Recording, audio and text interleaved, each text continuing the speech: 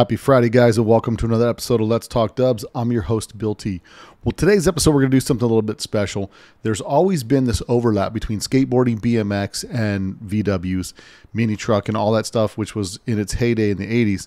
And on today's show, I wanted to kind of touch a little bit in the beginning for just a short little bit about the BMX crossover and the VW culture. I know what you're thinking. You're thinking, Bill, that's pretty self-indulgent. And you're right, because you know whose podcast it is? It's my podcast. And I thought there's been a huge overlap with VWs and BMX and skateboard and all that stuff. And I saw at the car show that I went to in Park, Arizona, the Volks Jam, Craig Turner was there. Craig Turner's the son of Gary Turner, who was GT Bikes when it started. And I thought it'd be a great story to get. And then I sat there for a while thinking like, man, you know, it's a VW podcast and, you know, what are the listeners going to think? And I'm like, you know what? The listeners are going to love it because they love the history. And a lot of us have roots that go back into the 80s. And there's really a lot of interesting content on this, the story of GT and what Craig's doing now with Gary Turner BMX. And it's just a great crossover, I felt. And so I started thinking about the crossover between VWs and BMX and all that stuff. And some of the first things that I come up with, right, is Freestyle Magazine Winter 84 edition. Shout out to my boy Bob Daniels in the PA because he's helping me research some of this stuff. And I really wanted to tie some of this together. So the Winter 84 issue of Freestyle Magazine, on the cover of that magazine, it's got a dude doing a tabletop over a convertible bug loaded with a bunch of hairy looking dudes from the 80s. And it's like the perfect bug from the 80s, right? It's a white convertible, the full bra on it. It's got Porsche nipple hubcaps on it. So it's like your basic 80s build, right? Stock bug, slam a bra on it, lower it to the ground, put some Porsche nipple hubcaps on it, and you're good to go, right? So the first time it crosses over is in the BMX world, right? The BMX doing a jump over a convertible bug, and that's in 1984. Well, then we get to the spring 86, right? Spring break 86 issue, July 86 VW trends. And on the cover of that, you'll remember it was the British invasion, and it's got a bunch of new wave looking people sitting in the back of like there's room for 4 people in a gear, right? In a lowered gear on polished 5 spokes. And there's a dude doing a pretty swift cross up. Looks like he's riding it looks like a quad angle that he's riding on there, but he's doing a jump over the front, over this. Well, it looks like he's going over the gear, but it looks a little bit possibly staged to me. But, you know, it was one of those things where, you know, back in the day when we're getting these magazines, the magazines are really selling a lifestyle to us.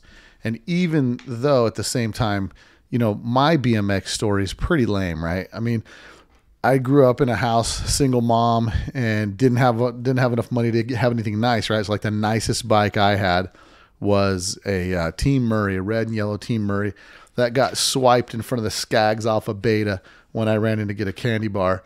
And so goes my BMX history. Never got a chance to race, never got a chance to do any of that kind of stuff. So, but growing up in the 80s, it was like BMX was the cool thing. All the cool kids, you know, all the kids that had parents that had some sort of anything that could buy their kids something had a nice bike. You know, normally like your typical neighborhood bikes were like a Diamondback, a GT. I mean, the GT just blew up on the scene. I remember that was like the biggest deal. And I remember down the street from my house, it was my sister's friend's older brother, a kid named Mario. He's still a local guy here in Vegas, Mario Statlander. And he had a PK Ripper. And I thought like, this guy was like 4 or 5 years older than me. And I thought, this guy has a life, like the coolest dude ever. He's got a PK Ripper. Like, man, could you be this cool? Right. But I mean, back in those days, those were some of the things that I think as we grew up as adults, you end up crossing over into your bike says who you are. Now your car says who you are. So there's like this crossover where you're identified by your whatever you're riding, whether it's your bike, your skateboard, or now your Volkswagen. So the great thing is now as we're older and you got a couple nickels to rub together because you work hard, you save your money, you buy and sell Volkswagens and, you know, trade and swap out parts. You're able to afford stuff that you couldn't when you were a kid. You know, I'm pretty fortunate that I was able to pick up some stuff. You know, I got a few specialized BMX bikes from the early 90s that my brother mocks me about having, a couple cruisers. And I thought cruisers were like the big deal. Well, come a few years later and all these 26ers and 29s start getting really popular. And then George, my boy George, picks me up a PK Ripper. So I've got a 29-inch PK Ripper now. If you're on the YouTube channel, see one of the videos where we're cruising around Prado on it. But now all the guys our age in their 40s, early 50s are out riding BMX bikes, larger BMX bikes that we fit on. But the funny part is, we've got these bikes, and our parents, when they were that age, weren't out there riding bikes. So I'm interested to see what our kids are going to do when they're 50, because if we're raising the bar this high, they should be doing something else. So the next time that I see VWs and BMX crossover, there's not a lot of that crossover there, right? But you have guys like Mike Dominguez. He's a VW guy. He's really known for the mini truck scene, but he's also into VWs. I've got a friend that's going to be possibly building something for him. And the next time that we see the VW BMX crossover is really using like retro type stuff until September 2021 issue of Hot VWs, where you've got Damon VW guy on the cover with his bike collection, and he's a bus guy. And there's guys in the UK, that are big into the BMX. That's a huge scene. When I went to Volksworld back in 2014, they had a huge BMX collection on display at Volksworld Super Show. So I thought it was pretty rad. One of the notables in the UK is Mike Downham. He's got a pretty rad VW collection, and the guys from Cool Flow really into the BMX thing. So it's one of those deals where, as we reminisce to the kids, to the bikes and to the cars that we wanted when we were kids, now that stuff's starting to come to attainability for us as adults. And it's really cool that we're able to kind of bring those two worlds together. So one of the things I was really interested in talking to Craig Turner about was just the history, and then the fact that he's continuing the legacy of his father, of building bikes, U.S. made product. Not to mention, I think about how special it is to buy something hand built by the guy that's the son of the guy that started the business. And it's a pretty big deal. At least to me it is, because there's not many things you can buy nowadays that are handmade. So I was pretty excited to get this podcast going. I'm hoping you guys enjoy it, because I definitely am going to really, I enjoyed doing it, getting some history. And then I got even more motivated, because now take you to my next level. So now you're able to custom get, things made for your car, right? The bar continues to keep raising and raising and raising. And then people are getting custom made wheels to their car, and then taking SA Sprint Stars, knocking the centers out, putting them on 3-piece wheels, making them 17s. Everything just continues to keep raising the bar. Well, I predict the next trend will be, and it's probably already out there, but the next trend is going to be custom building bikes to match your show car. And if you do it tactfully and tastefully, I think it's really going to pull off something pretty slick. And during this podcast, I actually talked to Craig about doing a bike that I want to have built to match the carbon cab, because in the back of the carbon cab would be, rolling pretty dope. So I'm looking forward to getting with Craig and working something out and building a GT to match, or a Gary Turner bike to match the carbon cab. So I'm working on some things. I got George as my consultant, because he's really big into the bike stuff. Matter of fact, when I called George earlier tonight, he's out there using his pedal power to get around and mocking me for sitting at home and producing a podcast for all you listeners out there. But I know that you guys at least will appreciate this. I'd also be remiss if I didn't bring up Clint Miller, and he's out of Australia, and he's got the Colony Type 3 square back. So he's a big BMX guy, and he's got pretty rad. He's got a fleet of VWs, So, the VW BMX overlap just continues to go on, and there's just so many people, so much crossover in the scene, that I thought it was only fitting to do a podcast with Craig Turner. He's at a VW show. It's pretty rad. So you guys will get into it. Wait till the end. You'll hear some shout outs. So let's get into it. Craig Turner with the story of GT bikes on Let's Talk Dubs. A Volkswagen is a nice station wagon to have around the house. The 1974 Volkswagen, covered by VW owner's security blanket.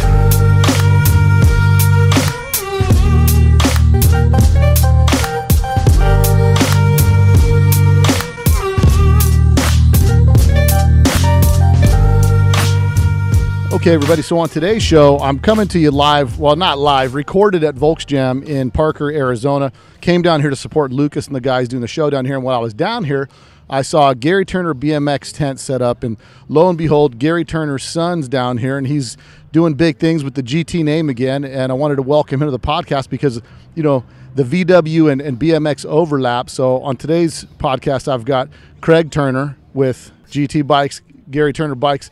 A lot of people, what's funny is a lot of people we talked about earlier, GT. A lot of people don't even know what GT stood for.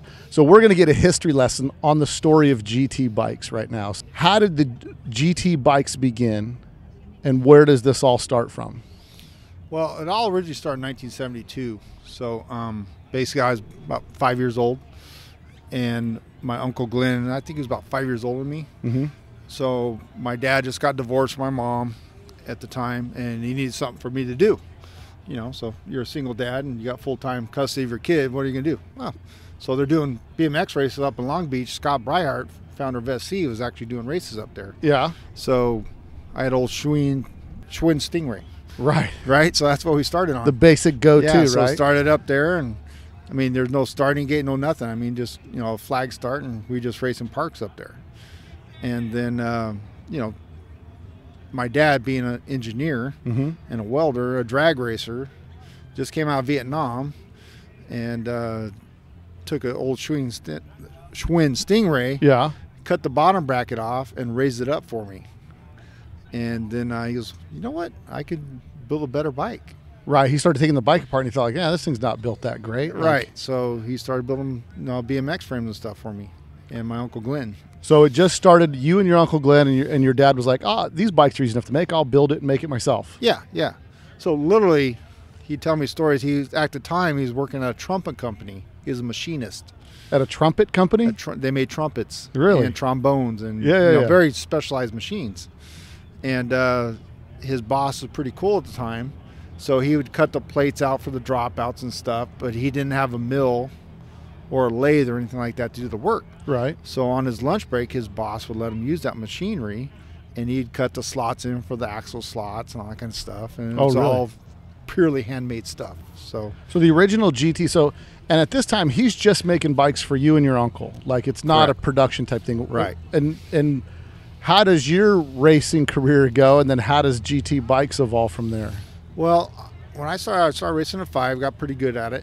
And then, you know, my dad was building onesie-twosies, and he started selling actual frames. To people at the bike track and stuff like, Yeah. hey, can you make a frame for my kid? And Exactly. And at the time, the frames are just one size. Like, this is a 20-inch, an 18-inch, whatever. He did a bigger version and a mini version. Uh-huh. So the mini was like for me, the smaller bike. Right. And the bigger one was for my Uncle Glenn.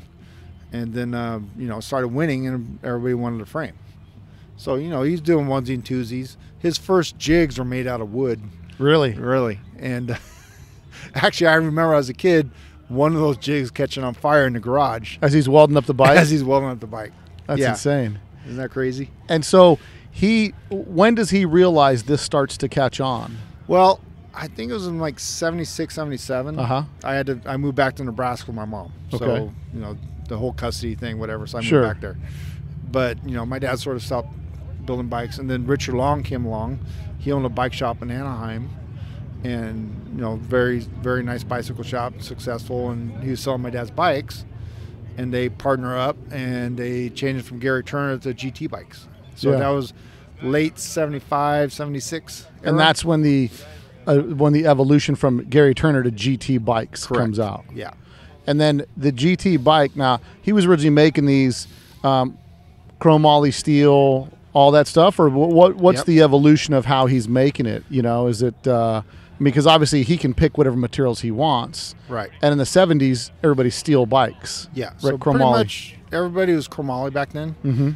One of my very first or second frames was actually an aluminum frame. Really? Yeah, I still have pictures of that bike, but not many people made aluminum bikes back then. Yeah. There was a bike called the G-Boy. Yeah. That was an aluminum race bike, and that was a very rare bike. So we actually have one of those at a shop my dad bought Really? way back in the day. So my dad's always collecting bike frames and all that kind of stuff. It's pretty cool. And so the story of GT then goes from your dad making these to then he partners up and they decide to go into production making the bikes. Correct. So they started in Santa Ana, California, Mm-hmm. and then I think they got a little 2,000 square foot shop in Santa Ana, and they hired a couple welders and, you know, just making frames and forks. That was it. That's it, just frames and forks. Frames and forks. And then the evolution, like in the production of the bikes, is there ways to tell like an early GT from a late GT? and like to say, oh, this is a Gen 1, Gen 2, and how can you tell the difference of those? Yeah, you can tell by the rear dropout. Uh-huh. If it's more squared off, you could tell it's like hand cut. That was original Gary Turner's. And it had a box piece behind the bottom bracket, and it had a what they call like a looped chainstay back there. Okay. So it didn't connect to the bottom bracket. So those were the very early Gen 1s. Did he keep track of the production of what he did, or he was just kind of, it was something like, whatever, I'm just building them, whatever. And yeah, exactly. I mean, you don't know what you're building at the time. Sure. So you don't know you're making history at the time. So my first few frames, we don't know where they went. Really? My dad's off. Crap, I don't know where they went. I gave them to somebody. Like, we're done with this one. You can have it. Like, exactly. That's wild. Yeah. And total production, like from the time GT goes into full production, how many bikes were they producing a year, do you think? Hell, I have probably a couple thousand. A couple thousand. Because now bike stores all over, once GT becomes like the hot ticket bike. Because I remember when I was a kid going to the bike store and you'd see like a GT, be like, oh man, that's the bike to have. Yeah. So when GT started out, I mean, when it started to really grow, it was just frames and forks. And then I came back to California. I was 12 years old. I told my dad, hey, I want to stay here. My dad, all right, yeah, no problem. So during the summertime, I had to have something to do. So my dad took me to the factory in HB. Yeah. And guess who's putting stickers on bikes? Oh, is that that was me. Is that your job, putting stickers on the bottom tube and all that? Or back in the shop, cleaning tubing and all that kind of stuff. But my amazement was watching the welders. So at that time, I think probably like 10, 15 welders. Yeah, really? Yeah. And, they're cranking out, 100 frames a day. I wow. mean, so it really started to grow. And then I decided, that's what I wanted to do. But got into high school, I found cars and girls. Yeah. So I'm like, forget this BMX stuff. Gasoline and girls, man. That's what does it to all of us teenagers, man. Yeah. We get to that point in high school where like, I remember I was a skateboarder at the time, and my skateboard went in the trunk of my car. Last time I took it out was to chuck the skateboard and put a speaker box in my car, and it was like, moving on from there. Yeah. Then going back to the bug things, me and my buddies, we had like 68, 67s, and pull the motors out. My dad's a motorhead. Yeah. So we could build stuff. And Volkswagens, because you're looking at what you do, right? Like, there's such a mirrored relationship between your dad's story and the typical VW story, right? Like the guys that get into Volkswagens are guys that have a better idea, and we think we can do it better than that guy, and we just want the platform to do that. So we start with a Volkswagen, which is a blank canvas for every one of us, and we make it all the different styles we see here at the show. But it sounds exactly the same as your dad's story. Like he sees the bike, like, you know what? I'll just build my kid a bike. Like I don't need to go buy one. I'll build him one. And then from that, there's so much in the Volkswagen world, so many companies, everything started from just one guy thinking he could build a better widget, you know what I mean? And doing it on his own. Yeah, I mean, that's the American way. That's the way you want to do it. I mean, if you got an idea in your head, like some things keep me up at night. I wake up 2. When I design my frames now, it's 2 in the morning. Really? It wakes me up. I'm like, man, I can't go back to sleep because I'm thinking of this whole new design and stuff. Yeah. So, and so now you're continuing the legacy of Gary Turner and building bikes under the name Gary Turner, your dad's name, right? And so you're now a young kid watching these welders decide to get into welding. You're in high school. You get into cars. You got your little Volkswagen stuff and all that because those are cheap and easy, and like throw it together, build it yourself, and drive it to the track and customize it like you can your bike and all this kind of stuff. Now, do you pursue your whole life into BMX and welding and all that kind of stuff, or is this a meandering path that gets you back here? Yeah, it's a complicated path because right out of high school and junior college, I was playing football. Yeah. And doing pretty good, and then got hurt a few times, and then I went on a ride-along with my buddy I grew up with across the street. He became a Coastal Mesa PD cop. So I went a couple ride-alongs with him. I'm like, oh, dude, this cop stuff's pretty cool. Right. So at 20 and a half, I put myself in the academy in Orange County, got hired halfway into it, and became a cop. So I did 28 years as a cop. But in Huntington Beach? No, Westminster, California. So Westminster, California. In Orange County. So you get to do, you have your job as PD, which is like a totally legit, respectable job. Everybody loves at least people I know love the police. But you go do that, and then you pursue that career, and that's kind of feeding things and keeping your life going and all this stuff. And then how do you end up? Well, actually, when I became a cop, I think it was about 94, 95, got into the downhill racing scene, mountain bikes. On the big full suspension fork Correct. bikes and all that Yeah, stuff. so won a couple state championships in that. I was doing pretty good at it. And then my dad sold GT in 98. So 1998, he sells GT. Yeah. Who does he sell GT to? He sold it to a company, old Schwinn back in the day. And So it was like one conglomerate company that owned all the Yeah. BMX companies. yeah, so they started buying up all the brands like Cannondale and that kind of stuff. Sure. And then It was like everything in the 90s, like car audio, everything just started getting bought up by one big company. Correct. And then next thing you know, everything's made overseas and yep. all that kind of stuff. So the GT name goes along by the wayside with all that stuff. Yeah, and then my dad goes to me, hey, what do you want to do now? Do you want to race something? I mean, originally I was going to race drag boats, Yeah. and then my dad went out to a drag race, and one of his good friends died in a drag boat, and my dad's all, okay, my dad's a motorhead, drag racing's in his blood. Oh, we're not doing drag boats. We're not doing drag boats. No. Yeah. So let's do off-road racing. All right, so we bought a brand new Class 7S. Kurt LeDuc built it. And went up 7 Open, won 9 championships, got like 47 wins, so we're doing pretty good. Yeah. And then it got really expensive. And we're like, let's not do this anymore. And then my dad's all, we went to a bike show in Whittier, at Whittier Narrows. And we're cruising, it was like a bike show / swap meet. Right. Like we're here at the VW show. Sure. And then the guy had 2 original 26-inchers cruisers that my dad only built from 79 to 81. Because Really? after 81, everything went to 24-inch. Right. And my dad goes, if I could build another bike, it'd be that bike right there. I go, let's do it. And what year is this? This was about 8 years ago. Okay. So this And- is before the bike thing just starts taking off, because the bike thing's been getting No. huge lately. Or just the beginning of this? Just beginning, Todd Lyons brought the 29, 26ers back.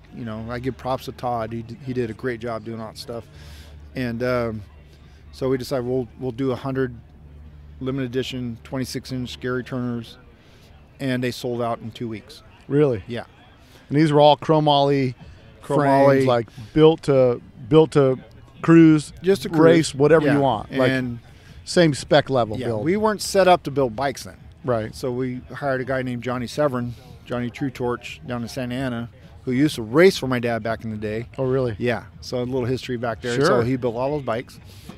And then I told my dad, hey, let's just keep going. He goes, well, it's expensive to pay this guy to build this. I go, I'll learn. Teach me. So my dad goes, okay, you want to learn? I already knew how to weld and stuff, but I didn't know all the math and geometry Right, and all that to right. build bikes. He goes, all right, so go build a jig for that bike. And I learned the hard way. He made you. He made me do it. He watched me do all the F-ups, Right. everything. And then he goes, oh, no, you got to do it this way, this way. I'm like, why didn't you tell me this before? I just spent 8 hours just trying to get the seat mass straight Sure. for this jig, right?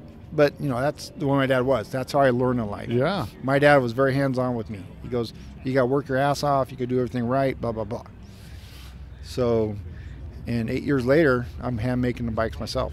So now, this is one of the cool things. So we're here at the show, and you've got a frame on display, and you've got a full bike here on display, and you're now building Gary Turner bikes, custom built. You're building them yourself. They're built here in the USA. Yep. They're all chromoly bikes and hand welded by you. Yep. And the cool thing about these bikes is, A, you're getting a piece of the history of actually the Turner family still building bikes, right? And then you also can custom build these bikes, right? We were talking for a little bit, and you said, I'll build a bike any way anybody wants it. But now that you've had all this experience in building and welding and putting all the bikes together, now you're to the point where, like, you can custom build a bike to anybody's specification. But you're currently now, you've got one of your 50th anniversary bikes here that's available, right? Right, correct. So it's a 50th anniversary frame. Now you're doing just the frames right now, or frames and forks? Just frames and forks and handlebars. Frames, forks, and handlebars. Yeah. So you're building that, and all that's coming out of where? Orange County. Orange County, California. And how many of you started building over the past 8 years? How many bikes you built? Oh, thousands. Really? Yeah. So I could weld up maybe 10 to 15 frames a day. Really? But, but you got to include all the prep work, getting Sure. the tubings Oh, cut, yeah. coped, everything. Yeah, So, I mean that's just the prep work. It takes you a week before Oh, to yeah. prep all the metal before you start building it. yeah. So I just did like 150 frames and forks for our 50th anniversary bike. We're all sold out. And the prep work alone was probably about 3 weeks. Yeah. And then probably another month to weld them all up and powder coat and shipping. And So now the bikes, do you offer chrome on the bikes? we do every once in a while. The problem with chrome is people don't understand. Chroming is a very complicated process. So what I do, because we still use the original chrome plater my dad used back in the 70s, bush polishing Really? in Santa Ana. So, and he's very specific on it. So what we call pre-polishing. So you got to pre-polish the whole frame? What we do is we cut the tubing, cope it, get it everything ready to go. If it's going to go in the jig, and I'm going to weld it. So I send it to him, and all the tubing gets pre-polished. And then I got to weld it up. And then you got to send it out. Then it goes back to him. It gets color buffed, and then it goes to chrome plating. Then it goes back to Dave, and then he inspects everything. Might have to buff something out. Might have to go back. Who knows? Because he wants his chrome to be perfect. Right. And so, And it only makes sense, right, to pre-polish everything yeah. because you can't polish it once the bike's all welded together. correct. So a lot of guys, what they do is they'll take a frame and go get it chromed. But you'll And- be able to and see, they, like, yeah, they polish it by hand, but there's a lot of areas they can't get in their polish. right. So you want that surface polished for a nice chrome job. Oh, yeah. You know, plus you got to have all the bleed holes, the air holes. I mean, it's complicated. So it's a little process. So back in the day, my dad probably paid $5-6 for a frame to get chrome. Now you're talking $130. Yeah, just to get it $130 chromed. to chrome it. Sure. Yeah. Sure. No, not no cheap. doubt. And now your bikes that you build now, they're serial numbered and sequential, and like you're keeping track of production of all the stuff that you're doing. Yeah, so like the 50th anniversary bike, the first 20 for each size, I did 24, 26, 29 inch. So I did a raffle from 1 to 20. So people want that low serial number. Right. So I did a raffle for each size. It was pretty cool. So, Yeah. you know, No, that's- all my buddies saying, "Oh, I want number 1." I'm like, bro, I can't do that. But but see, the best part of that is like if you're keeping it true to the game and the people that Yeah. are in the hobby, they get a fair shot. You know what I mean? Like Correct. everybody gets a fair shot at it. Yeah. Nobody's getting a bro deal on it because the good part about it is because it's such a homegrown, you know, just a homegrown hobby and and so many families started out with their families at the BMX track and just it started as a family thing. You know what I mean? But by being able to do that, you're able to give that exclusivity to people that are really into the hobby, and everybody's got their fair chance at getting one of the first 20 bikes. You know what I mean? Correct. So now the bike that you have here is the 50th anniversary bike, and is it built, and how's the with this bike today compared to bikes of yesteryear, right? What's the difference in technology on these bikes? Not much. But I mean, you've got some difference with like the the braking system, the brake got systems. D-brakes, you got the integrated headsets, Mm-hmm. you know, threadless. And, you know, instead of the 7/8 seat post, we run a 1-inch seat post now. You know, just a little bit bigger stuff. You know, I run 3/4 chain stays, 5/8 seat stays. Back then it was 5/8 035 thin wall tubing because Right. they're race bikes. yeah, I run 049 tubing. I mean, it weighs a little more, but it's going to last a lifetime. right. And we're all a little bit bigger now. Yeah, we we're all all weigh bigger. a little bit more. And that is my customer base. Guys our age, 100%. you know, they're making a little money now. They could afford a $700 frame. Yeah. And build it up from there. And that's the thing. So your frames are on about $700. That frame and forks or just frame? That's frame and fork. Okay. You know, I Powder coated.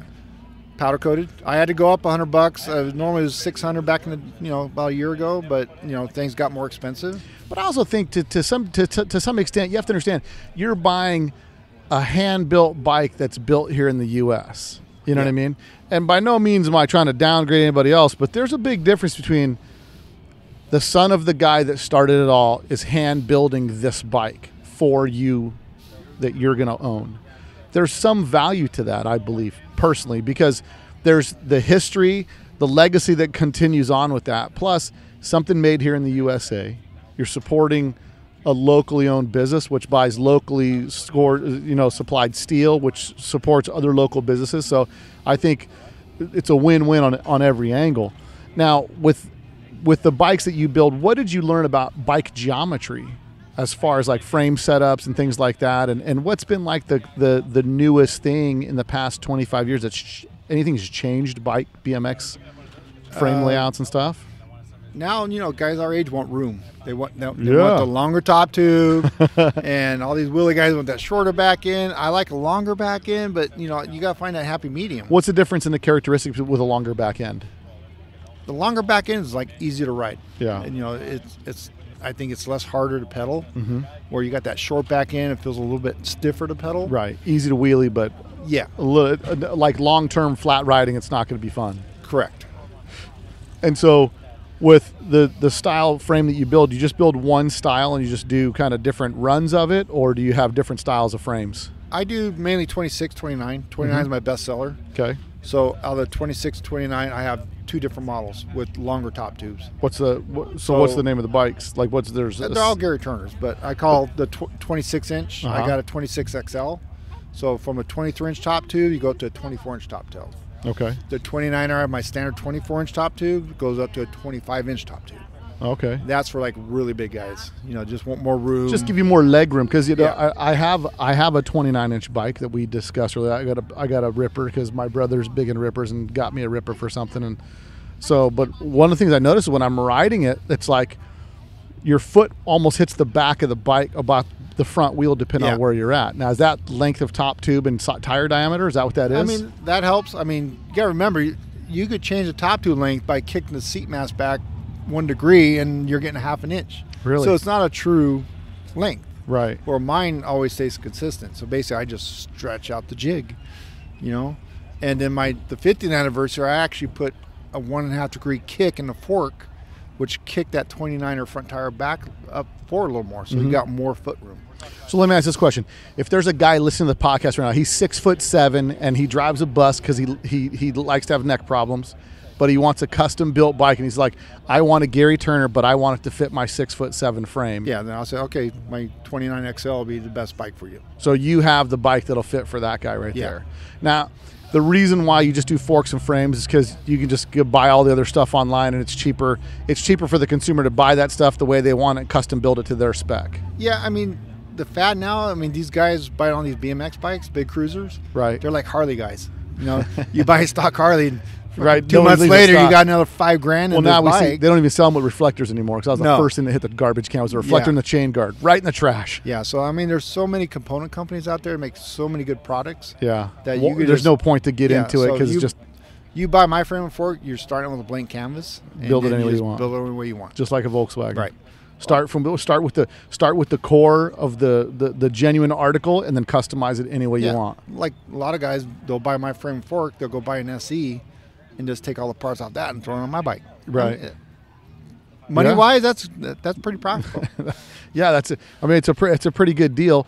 I was seeing mag setups that were going for $250 for a set of mags, 29-inch mags. I think it was 26 or 29-inch mags, but there's a myriad of custom things that you can do these bikes. Now, what's your website? People want to check these bikes out.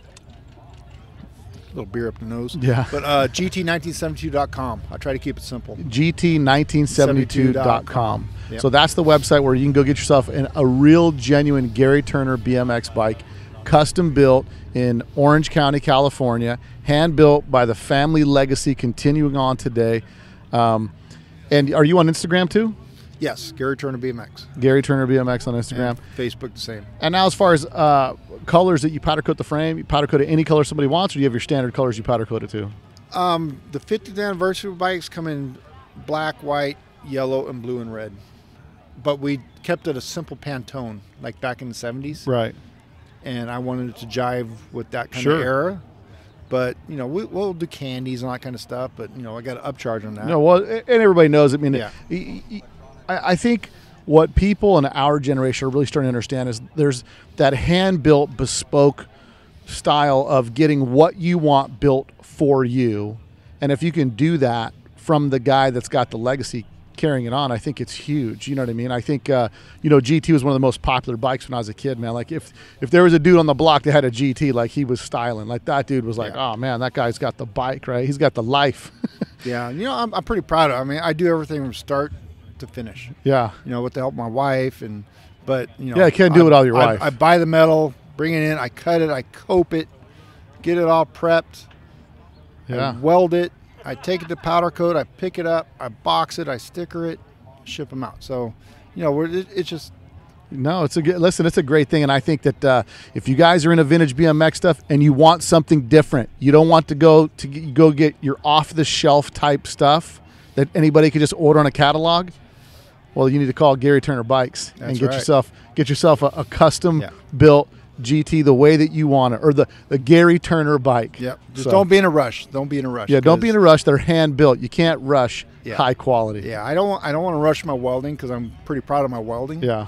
You know, and you know it's an art form to TIG weld. Oh no, there's no question about that, man. There's people like me that lay caterpillars, and some people are stacking dimes. Yeah, yeah. I shortened I narrowed the torsion housing on my crew cab over here, and my brother likes to say that I'm good at laying caterpillars, and so you know, I'm not stacking dimes over here. So there's definitely an art form and some patience that's required for that. Yeah, exactly. So, but anything else before we wrap up that you wanted to leave us with? Any way for people who want to get in touch with you, best way through is your website to get in touch with you, or DM you on Instagram? Yeah, just through my website, you get the link to email me. Okay. And that's the best way to reach me. All right. Because when I'm welding, I don't answer my phone. Yeah. And then what's your lead time on a bike right now? 6 months? Right now, it's probably about 2 to 3 weeks. Oh, 2 to 3 weeks? Yeah. So I just did 150 of those, and they're all shipped out pretty much. So now I got a little breathing room, and you know, start getting ready for the Christmas rush. Well, that's awesome, man. Well, and then on top of that, guys, get ahead of the Christmas rush and order your bike soon, man. Because if you're wanting a custom-built Gary Turner bike, get on the horn with GT1972.com. Yep. And get yourself. And don't forget to let them know you heard on Let's Talk Dubs, guys. Well, Craig, man, I'm stoked we got a chance to chat and get to hear some of that history, man. I appreciate it. All right, thanks, guys. Later. If you like that podcast, make sure you share our podcast. Go down to the 3 little dots on the podcast app that you have, forward that arrow, and share it to all your VW friends. We really enjoy when you share the podcast. Now, if you want to support the podcast, go to letstalkdubs.com, click on the merch tab, and pick up some merch to support your favorite podcast. And don't forget, like us on Facebook, follow us on Instagram, and subscribe to our YouTube channel. Until next week, guys, more podcasts coming out. Stay dubbing, work on your junk in the garage. And you thought I forgot about the shout outs, but I didn't. Like to give a shout out to KMFB702. He says, the best, love your show. It makes my drive to and from work way more enjoyable. So hopefully this podcast did that for you too. And it gave you a little bit of knowledge about the BMX life from back in the day. Also a shout out to Nelson Dorigo in Maui, man. I met him when I was down there. He's got a dope collection. He's the guy I told you about last time. He's picked up Frenchie's old car. He still has his high school car. There's a bunch of stuff. We'll do a podcast with him coming up. Also, Jody Medeiros from Maui. Also, these guys are super rad guys. Got to meet them when I was down in Maui, and they support the podcast as well. So I really appreciate these guys. Shout out to them dudes because they're the players making it happen in Maui. So when you guys are in Maui, those are the dudes to look out for, and you guys can hit them up on Valley Isle V-Dubs. That's their Facebook page. So check them out. Go share. Go join the page, man. Share some stuff with those dudes. But I'm looking forward to next week's podcast, guys. Until then, later. A Volkswagen is a nice station wagon to have around the house.